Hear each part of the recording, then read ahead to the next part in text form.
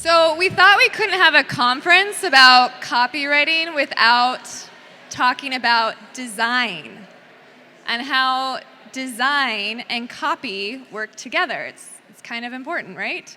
So this year we wanted to bring in one of the top designers in the direct response space, Laurie Haller, to talk to us about the relationship between design and copy. So welcome, Laurie Haller.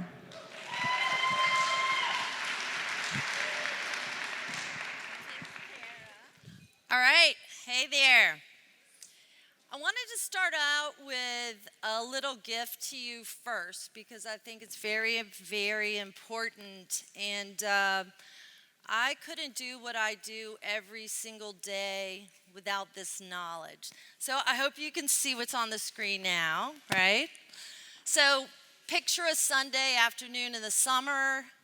It's around 8:58 in the morning, exactly my favorite day, low and slow Sunday. I'm working my favorite place, which is the beach house right on the porch. Cutoffs, dirty t-shirt for the night before, my flip-flops, maybe sandy toes. I just took a long bike ride, went to my favorite coffee place, and I'm just sitting here at my computer. Tomorrow, which is Monday, I am getting ready to start on an enormous campaign where clients are expecting me to design, work with copy, strategy, behavioral science, and bring in millions and millions of dollars again and again for their particular product or company. So on a Sunday, this is what I do. I have this daily ritual. I do some meditation, I eat certain foods, I take a walk on the beach, maybe my bike ride. So on this particular Sunday, I just wanted to share this. This big, fat, juicy katydid just happens to get on the porch and get on my screen. So I take a shot of it, and it made me think of you all and what I have been seeing on Facebook a lot. I also hear you talk about it in other events, and that is copywriters and designers getting themselves in that mode where like they get stuck. Does anybody get stuck here? Raise your hand. Yeah. All right, and you can't think of a good headline, you don't know about your research, you're not sure about the product. So I think you're going to be able to use this to your advantage. Go back once we get done on these next days together and see if you can find what makes you feel good, where you get relaxed, rejuvenated, and I'd like to just give you that gift. So next slide, please. This is what you're going for. I always look at a picture like this of myself if I'm getting down in the dumps. I'm on too many deadlines. I really can't get that big picture in my mind. So always make sure to try to find out where that best feeling is. All right, what do you say we fix our something? How about that? All right, we are having technical difficulties, unfortunately, so I'm going to give it my best shot and not let it get me down. Hell yeah. All right, next slide. Great. So I have like 8,000 things I want to share with you, and you need to know. But this particular thing that I picked when I was talking to Kira and Rob was the biggest one on my mind because I think it's the biggest way for you to make the fastest, largest amount of money very quick. And that is getting your print prowess on. And by that I mean many, many clients out there, and at my agency, upwards of 87% of our clients are not only having us do that big sales online campaign, sales page, funnel, but now they're coming back to us immediately and saying, hey, Laurie, can you guys go ahead and flip this once we get a good reading of that top like headline or the winning price or the offer or whatever? Can you go ahead and bring that back into print? Has anybody here worked with print yet? A couple. So that's great. So this is a huge way to make money. So if you don't learn anything else from me, I want you to be able to get out there, get on the phone the next time your client is talking about your sales page, maybe at 1, maybe they're thinking of doing more things to bring in more readers. I want you to be able to say, hey, by the way, did you know you can easily and quickly take your winning online sales page, flip it to print, and I know how to do that. I can also take it from print, go back to online, and this is what's happening. I have a few controls that now for 4 or 5 years, and as you can imagine, the money is like, it's going back and forth again and again from print to online. So this can really, really help you. Let's go to the next slide. So I want to talk to you for a second about online. So the good thing about online is what? It's quick, it's easy, it gets right to the person. They can see it, it's on their phone, their tablet, their big monitor now. But what happens? You know, their wife calls them to supper, they have to go pick up their kid, they're busy, they have to go back to work. So immediately, you've lost them. You've lost that chance. Of course, yes, I make tons of money doing online campaigns, but don't forget, next slide. For print, you've got them right there in your hands. You know, they're walking back from their little mailbox with all their bills and stuff stacked up, and they have these direct mail campaigns there. So what happens is they can keep these around for a long time. It's sitting around. Also, we have to think about posture. I think about posture and where people are all day, every day. Am I designing a campaign for a little teeny tiny phone, an iPad, a big monitor? In print, you have their full direct hit. They're right there on top of your copy. They're touching and feeling what you're writing. And with this particular format, they can sit at their leisure and read it. And they do. And then once they're done with it, it's just not sneaking away. It's on the counter, on the kitchen counter. You know, you're looking at your bills. You have the other junk mail there. So it's sitting there. They could take it to their bedroom. We hear studies that the small little baby books, people will keep them by their bedside table, read those health issues, and then order that way. So knowing about print and having the ability to talk to your clients, drum up some more business, and make them flip from online winners to print is something that I'd like to give you today. All right, next slide, please. All right, so there's about 5 or 6 little things I'd like to go over. The first one is picking the best format. So let's pretend that you have a winning online sales campaign. Maybe it's a financial industry thrust. Maybe it's to help you want to sign up for an editorial newsletter. What you want to do is when you're looking at that online sales page, try to consider would a 6x9, and I'm going to hold up some of these.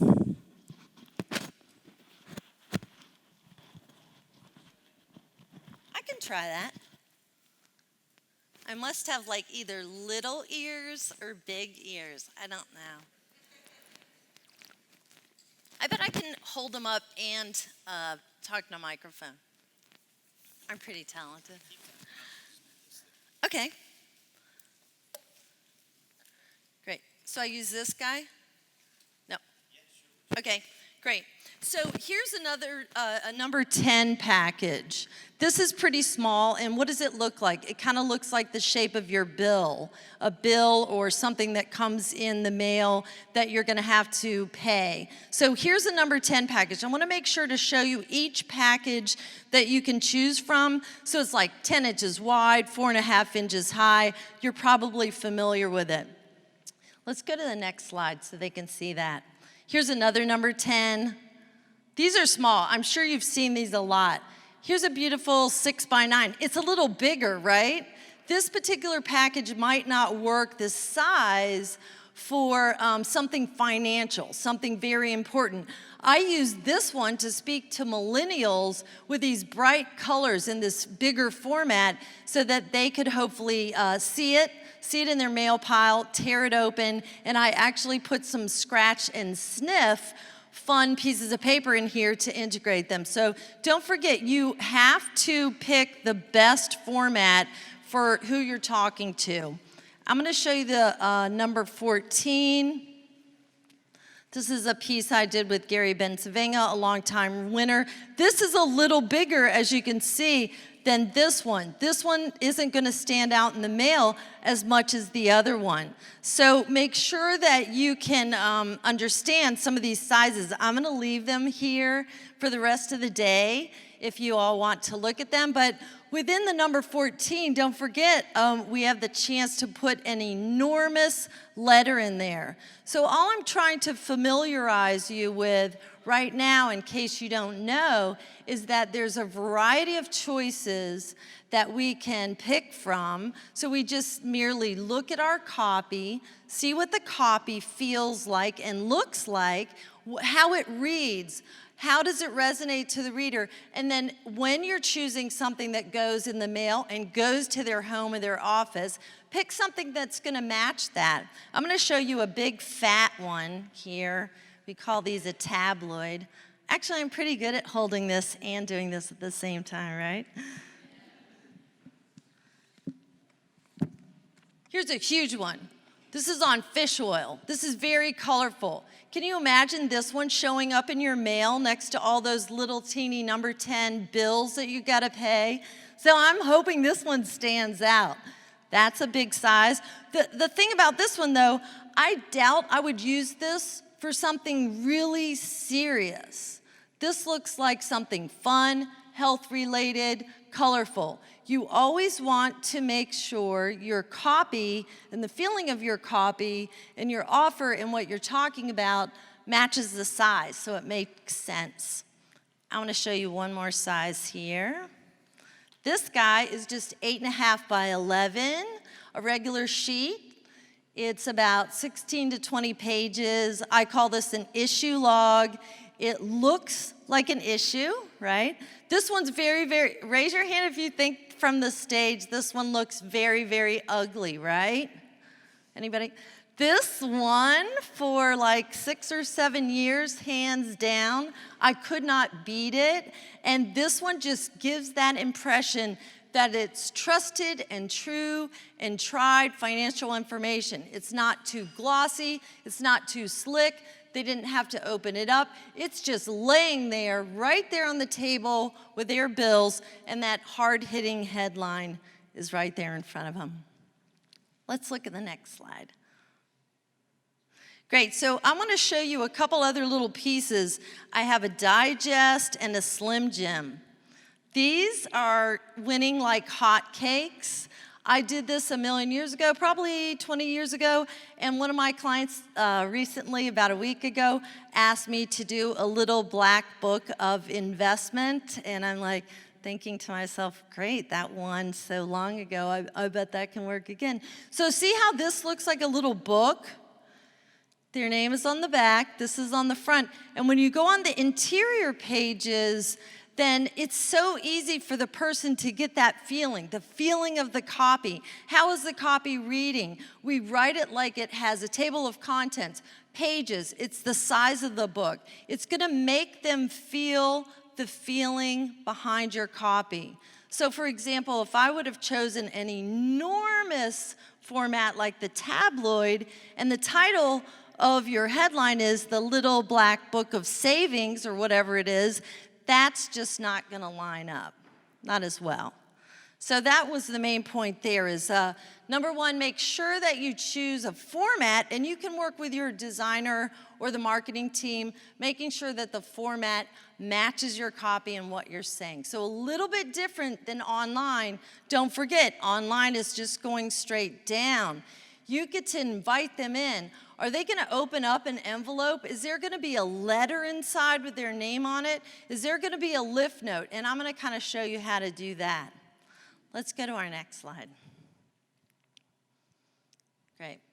So the next thing we're going to do is make sure to, when you invite your designer in, who works with designers here? Anybody? Yeah, great, that's good. So there's different ways to work with designers. Sometimes the designer is somebody you choose and you know them already, but there are going to be times when you're working with larger companies where they have 10 or 15 designers. Maybe you're not going to know them that well. So one thing I like to do is get to know my copywriter, my marketing team. Sometimes I will ask just to do a get to know you call so I can kind of see how they are to work with. We talk about where we were born, you know, all those things, just connecting as tight as possible. But the most important thing is you just don't want any old designer. And if you do get any old designer, I want you to know enough to say this, and that is, I really need you to read my copy and understand it. I want you to know who I'm talking to. I want you to understand who the prospect is, the audience. I need them to understand, like, what colors. Is it a bright, frivolous red because it's for a high-end Asian beauty line? Or is it a rich, deep, juicier red because we're talking about finance? They must know. So whatever you have to do, hold your designer down and make sure they understand all the details. And you use words back as well. Like, this is how I'm thinking, you know. This is the feeling I want. Look at this. I already did this online, if that's the case. Here's my online winner. I think this resonated to these people properly. That's why it's such a big winner, with such finesse because of these things. So get to know your designer. Make sure they read the copy. Next slide. All right, so the best practices for this, and I'm going to actually give you a sheet.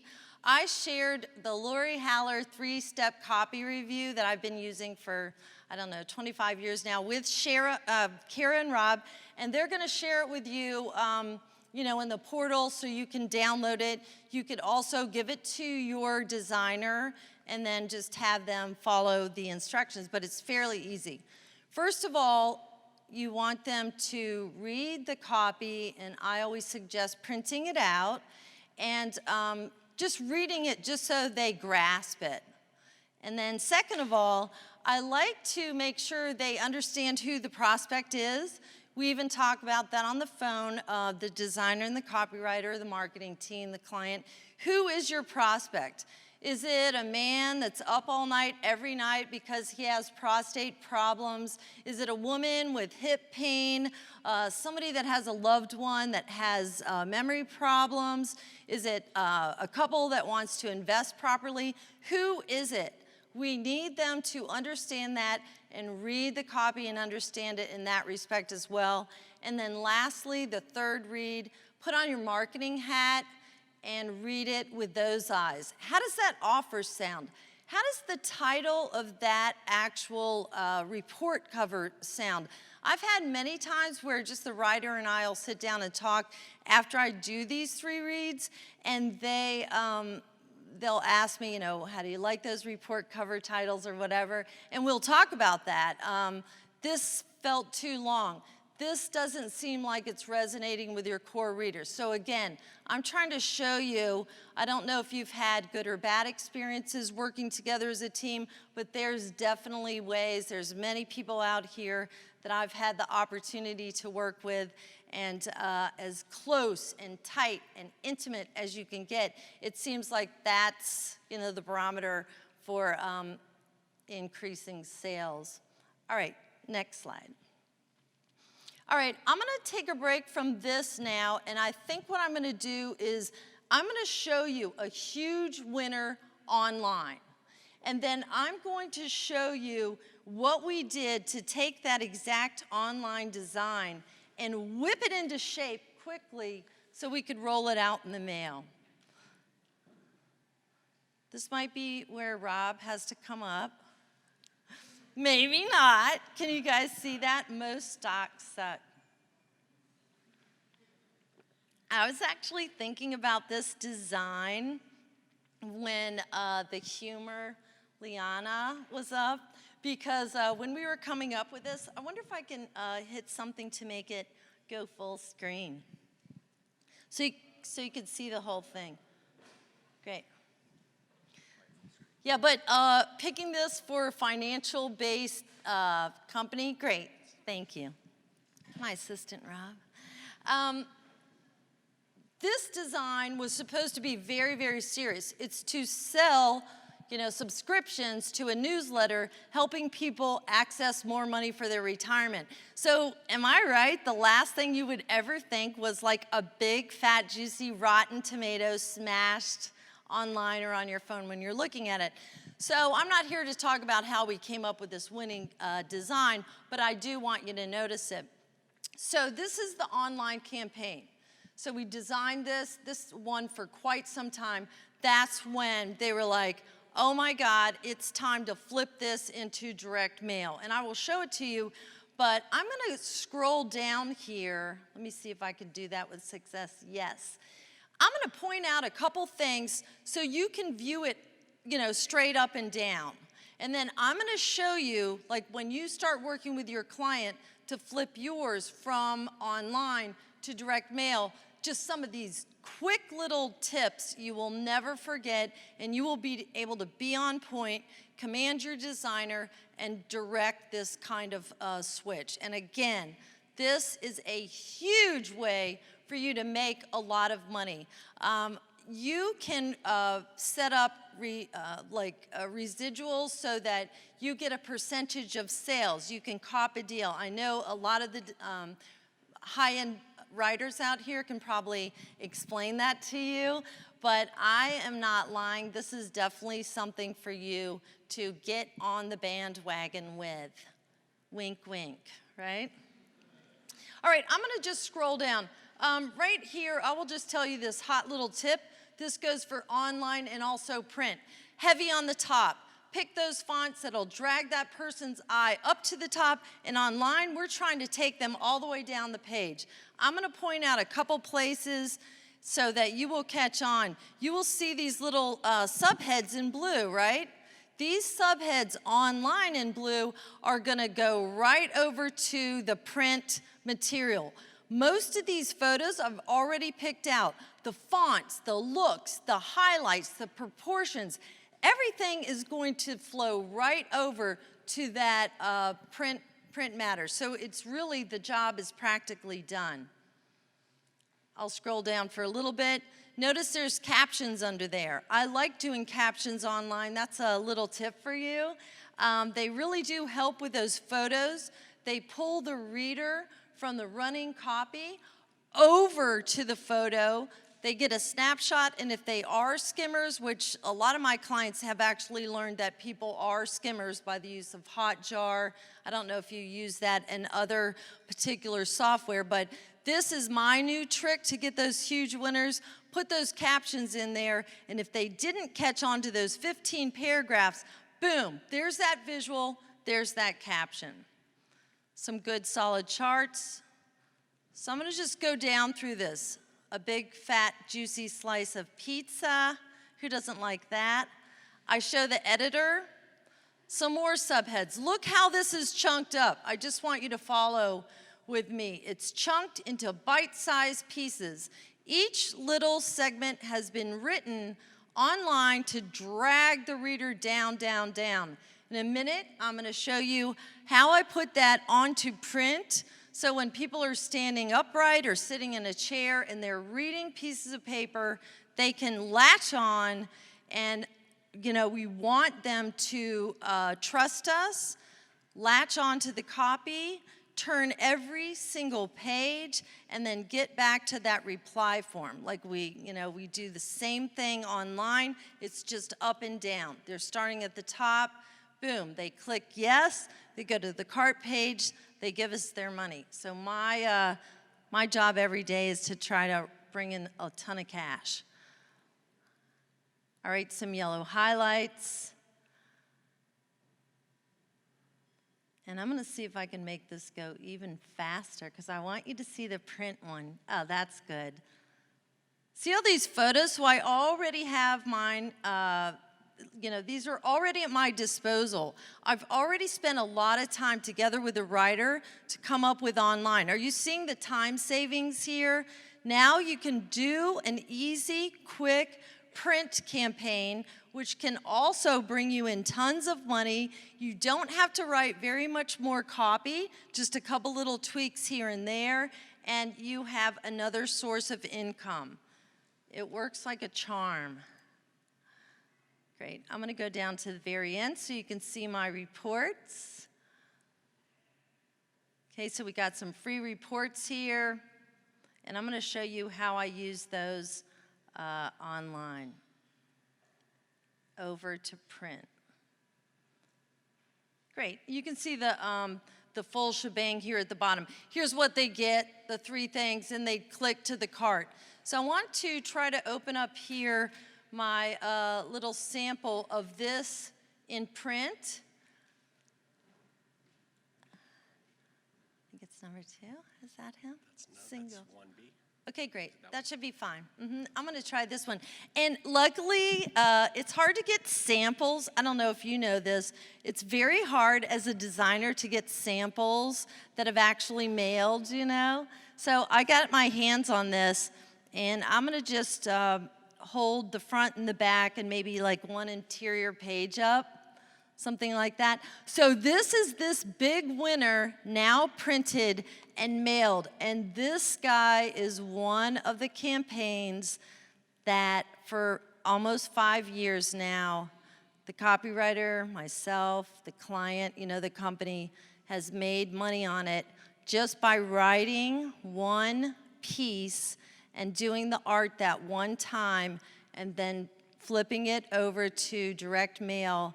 And then can you imagine the money or the residuals that you can get off of that? So it's a very easy thing to do. So I'm going to kind of show you, I'm going to let you look at this one just here on the front, then on the back. And I was just going to tell you this one little trick as well. In the mail, something kind of fun happens. And for older folks, which is for most of the folks I work with, 60s and up, this is so odd. We learned that their name is printed here so it can come to their mailbox. They love to see their name in print. What is going on with that? So they look at the back a lot of times first for a very long while, then they look at the front when they open it up. So that is something to consider. I've talked to a variety of copywriters in the past, and I think you're probably going to know what I'm going to say right now, and that is sometimes we decide to flip the front and the back and the back and the front, and we see how these readers might look at it. So I'm just going to scroll down here. This is the print campaign. This is the first page. This is the cover they see. See how similar it is to the online? It has that heavy on the top, the same font. So since I got a winner online with this, I'm going to want to use those same fonts, those same items, that big smashed tomato again and again and again. And I could have chosen this, which I did, but I also could have chosen this enormous piece. I could have put it in a little mailer like this, but what would happen? What would happen with this? You can't walk out to your mailbox and see this immediately if it's in an envelope. That's what I'm talking about. Just playing around with, it doesn't just pop into my head when I wake up in the morning like, I'm going to put that in like a mailer. I'm going to put that one in an envelope. I fool around with it. I have actually driven over to Kim Schwam's house. We live very near each other, and we have folded pieces of paper, cut them out, tried it, a fake little thing like, okay, it'll fold like this. No, unfold it. We want the big one. No, we're going to go ahead and get the 6x9. We try these things again and again and again, and it matters. It truly does matter because that whole experience that you're creating with your reader, it can happen with magic with the direct mail campaign. So page 2. You remember seeing that little teeny photo of Mr. Markman. I pushed him up to the front here with a copywriter. We made a big splash of a page out of it, but again, the same photos, the same fonts, the same colors. You remember seeing those beautiful, laborious charts that someone was so diligent to make. Look at those subheads. Same subheads. No new copy was written yet for this. I'm going to just scroll through here. This one, I decided, I'll just tell you this, to make 2 columns. So it kind of looks like an important newsletter or something. So you can project, like, do you want one huge column, lots of photos? Do you want to put it in number 10, like I said, big front cover? Is that making sense? Does this all make sense to you so far? Yeah, and does it seem easy as pie? Yes, an easy way to bring in cash. Who does not want to know that? All right, so I'm going to scroll down for the next few pages. See this little sidebar? This is when the copywriter and I will say, like, you know what? This little square here that's blue, that's called a sidebar. By this point, we're going to need to kind of stir things up on pages. We will talk about that. By this point, it's a left-hand page or a right-hand page. Hey, I want them to keep going to the back. I need to push them to that order page. It's a little different than online because you're kind of pushing them down. So you got to consider where their eyes are, them turning those pages, the excitement. Just like online, though, I must grab them with my copy, be speaking to them properly, lasso them, hold them down, make them trust me so that, yes, they can say yes and get their wallet out in the end. A lot to accomplish on pages and online, right? Okay, I'm going to just scroll through a couple more pages here because I'm getting to the juicy part, which is now we're finally getting ready to close, and I'm telling them about the free reports you get. You will notice my free reports are not lame, right? Who does not want these free reports? They look exciting. Paris told me this the first time I talked to him, and I presented some reports, and they're like, no, he's like, you have to make them like the person cannot live another day with these reports. So that's a little tip there. If your designer comes back with these white reports, crazy fonts that are hard to read, because these reports are kind of small online and also in direct mail. So consider those little tips.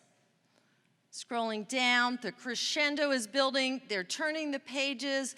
Look, this wasn't even in the copy. I decided to stack everything up into another sidebar and add my little reports and work with my copywriter to add some of this copy on there so they saw these are all the fun things you get. Here's an offer page. It's on the left-hand side. And then we are getting ready to go to our order page. Right there. And somebody talked about order certificates the last couple of days, and they are very important. It's kind of different when it's a cart page and you're online, as opposed to the reply page and you're turning these pages, or you're going through the sheets of paper in an actual number 10 package. But consider the reader. They've finally gotten to this point, and you want to make a big splash and make sure that they understand this is the place to say yes, to call, go online, or whatever you're projecting them to do. All right, so I think I'm going to go back to my main presentation now and get this off the screen. Please. Great. I'm going to tell you a little bit about maybe we'll do this next if we can. So okay, great. So you guys can see these two. They're back covers. Can you see the two ladies' faces? Like one is like this, and then the other one has her hands up like that. So I talked a little earlier, about choosing your format. So this format is long and thin, huge winner online. We're flipping it over to a print piece that's going to go to somebody's mailbox. They're going to open it up. This could be the back cover. So I also spoke about having that communication back and forth with you, the copywriter, the marketer, the client, the designer. I love this example. This is a big winner that I think we got last year with Carlene. It's for health, adrenal, peak performance. So in the copy, it says, I want a lady that's looking, this particular product helps women who are overweight. They can't, exercise. They don't have enough energy during the day. They feel tired, confused. They got a headache. They're angry. All these things on this checkpoint list. So this is just how critical the relationship between the designer and the copywriter can get, and I know a lot of the people out here that I've worked with before, it gets pretty down and dirty at some points where you must have the exact shot for that particular piece. This was a back cover. The back cover is important, just like the front cover. And it doesn't matter sometimes what you do on the interior pages, like page 12 or 13 or 14 or 15, if you cannot nail your front and back cover and make them rip it open. Same thing, again, applies. On my online sales page, all the way at the top, those first 12 or 18 inches, that most critical part, if I can't make them latch on there and want to read my amazing copy down here, it simply does not matter. I must go for broke. So these were the back cover ideas. I did kind of 2 designs to show Carlene. She had some different copy. The lady on the left, we said, she just looks like she has a headache. The lady on the right, she looks like she's pulling her hair out. Maybe she's been all day with kids. I don't know. I felt like that before. It wasn't right yet. And if I was just any old designer, if I was a designer that hadn't read the copy yet using that 3-step copy review, I would have been like, yeah, there's a lady, she's tired, whatever. Next slide, please. Then I researched for maybe an hour or 2, finally found the superstar photo of the day. And I swear, I am almost positive that this woman's face being on that back cover, juxtaposed, I will show you the winning cover, but I think this was really what made people say, who here has not felt like any of these faces? I have been every single one of these women that oh, I'm so tired, I don't have any energy. Those other women went 70% of the way, but you want to go all the way. So again, whether it's online and it's that top photo, bringing them in to juiciness, or it's in print, we have the ability together. And Carlene for sure called me out on this, as she should. Laurie, that is so-so. That is kind of what I was thinking, but it wasn't this woman. Next slide, please. So I wanted to show you the 3 of them together. I kind of fooled around with the colors. You can see that dark blue of the woman's face that I just loved. You can see the middle woman with her, her hand more like a headache, and then the other woman. And I hope you guys all agree that on this big winner, that woman that I spent those extra hours just looking and looking and looking for. What I keyed in was feeling lousy. I think that was the word. All right, next slide. Let's see the front and back cover. This was the huge winner. I don't know if you know Carlene, but I think we do 5 or 6 different covers that test up against each other. So this is the one we went out with. All right, next slide. Does that make sense? Yeah. So even if you're the copywriter, you're not involved, maybe online, you're just used to doing straight up copy or running copy. When you get into print, you can really dig deep on some of those really important and critical areas and think about those photos that will resonate with your reader. All right, the next thing I want to show you is the copy chop up. Has anybody ever heard of this? So if you're working on print, So I'm taking all that copy that's in my really long sales page. Sometimes when I work on a sales page, it'll be 82 pages of copy. I'm used to working on really long ones. So you got to take out all that copy and then put it into a campaign sometimes. Sometimes you work the other way. Sometimes a writer will do the print campaign, then we'll do it online. It just depends on the client. So don't be afraid to speak up. I want you to know that it goes both ways and it's typical. The only thing you do want to understand is that online, it's quicker, it's cheaper, it's faster. I can test 5 headlines, get the data in a week or so, and I didn't have to, design it, print it, mail it, wait till it gets to their house, and that is very expensive, and you also have mailing lists. So I do want to make sure you understand. Does that make sense? Great. So the copy chop up is something I came up with years ago when I was a creative director above a lot of artists. What would happen is we'd have this excellent copy. It would come in, we'd have our little kickoff call and talk about what we wanted. These artists would go away for 3 weeks. I'm not going to mention any names, but I would be like, okay, where the heck is it? So then they'd send it back, and they'd be all done, and it was great. It was really a good job. But when I started reading it and turning the pages or whatever, I was like, well, heck, now that I see it from here, flat, what's on page 9? That really needs to be on page 4, for crying out loud, next to that testimonial. Can't you see this? I didn't say it that way, of course. I said, can't you see this? No. So that did not give me any options. It was tricky, and then the deadline was clicking and clicking. I must bring in a huge landslide every single time. So I decided to outsmart everyone. I'm like, give me a chop up, and all that means is flow in all the copy. Say we've decided it's going to be like this. So I tell them what size it's going to be. You could do the same thing. I don't want you to get stuck. I'm telling you some secrets right here, but don't tell the rest of them. Now, so you put it in here and you say, let me see the copy at the right size. Obviously, I can fit any copy into any size if I put it this small, but these people aren't going to be able to read it. So key word here is put everything in at the right size. Let me see it. Show me the front cover.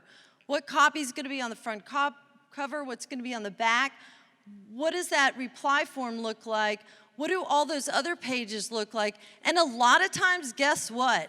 Instead of it just coming in at 24 pages, it'll be like 30 pages. So what if I tried to jam it all in there, and then I turned it in at last minute, and then we spent, 150,000 names, or sometimes we would mail 5 million names.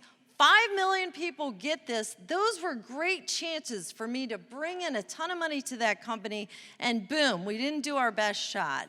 And you could just tell when things were going to lose, when they weren't stacked up properly. Rob, I'm going to try to do this on my own. I'm feeling a little confident now. Okay, good. Can anybody see this? Can everybody see this? Let's see. There we go. So this is what I call a copy chop up.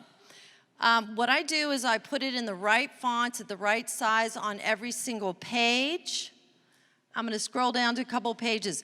This is the back cover and the front cover. It's kind of hard to see right now, but if you had it printed out or if you had it at home in front of you and you had written the copy, you would be able to say like, oh man, you're right.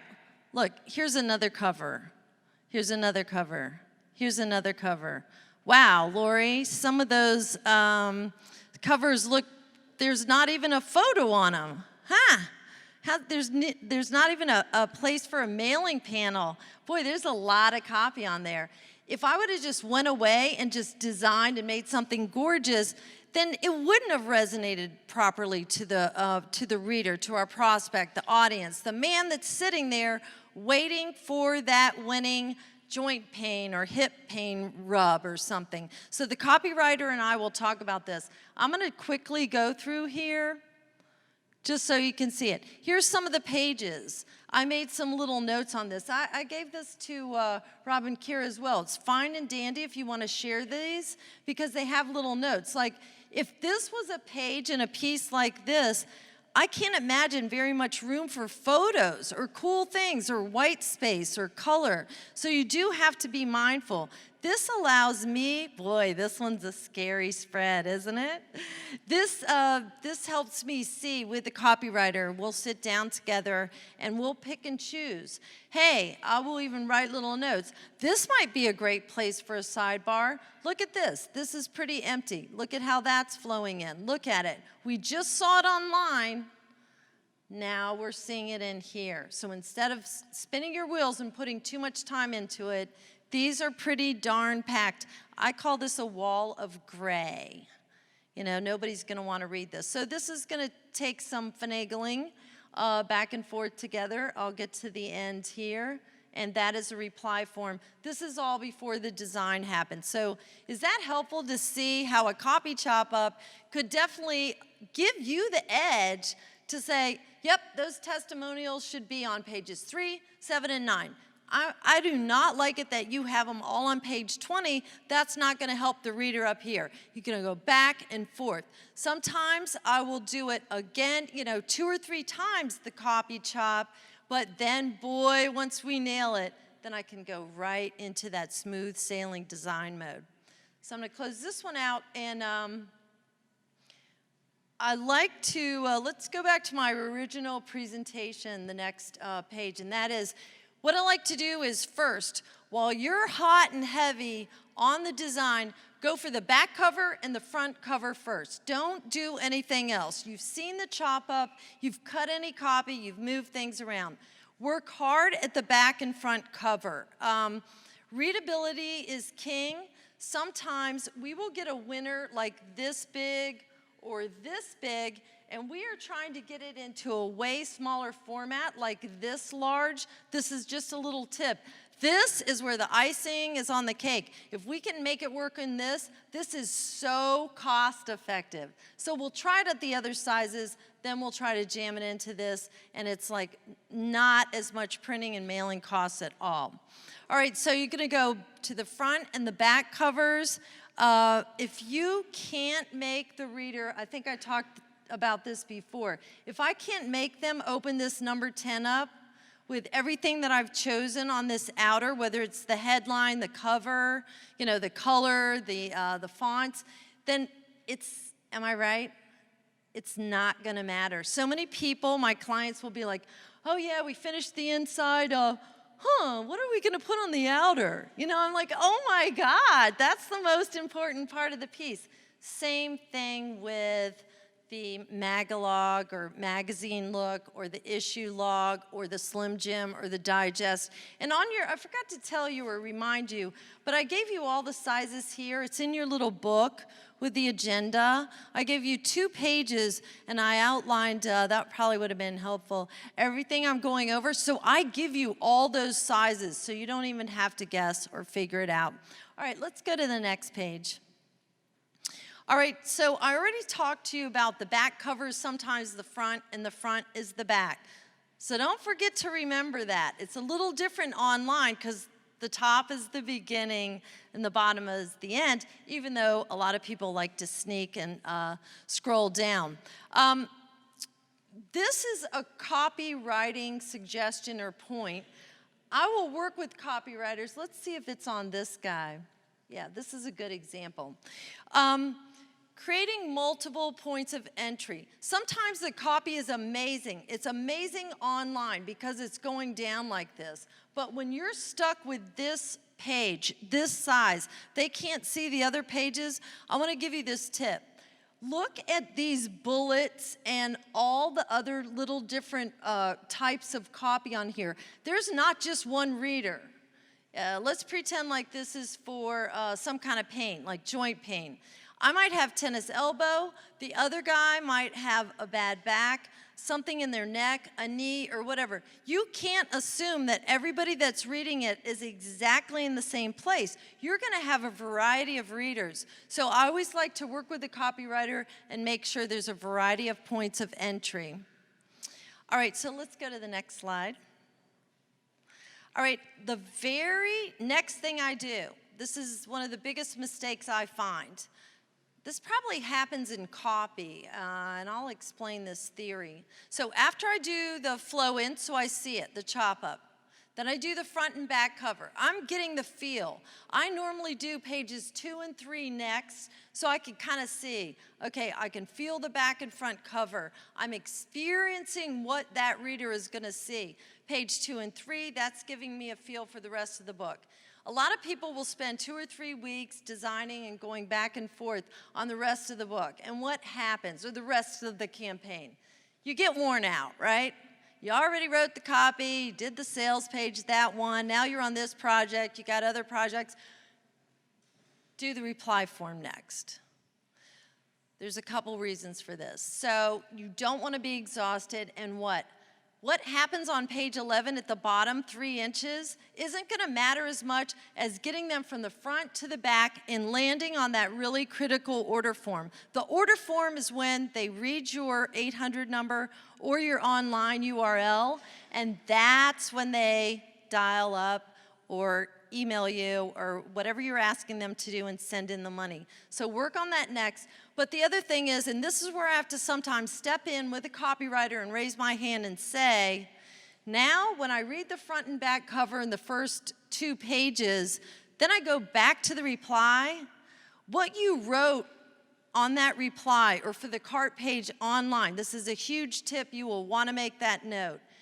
Read it like the reader, jump back here, and this is where a lot of times I have to raise my hand and say, we need to rewrite this copy on the reply, because what you're saying just doesn't make sense. It doesn't pay off what you're promising on the front. It's a little different online than it is print, so I would put a big star next to that. All right, I'm going to try to show you. Do we have a couple more minutes? Or are we good? Okay, great. So I will just load all of these up to you all so that you can share them. But there's a variety of winners. The front and back covers you can see, some different looks and different fonts. Also, the 3-step copy read is good. I give you the chop up, and then I give you a bonus, which is something Kim and I did a few years ago for a beauty product that was a huge winner. So I take that huge PDF file that you can open up, and I give you notes through the whole thing. This is why we chose this font. This needed to be here. This had to be blue. This is that color. This is why. Again and again and again. And I'm just hoping that it will, someday when you're doing something like this, I really hope all of you get the chance to bring in some more cash, some new clients, and flip things from online to print. And I hope it's helpful. Thank you very much.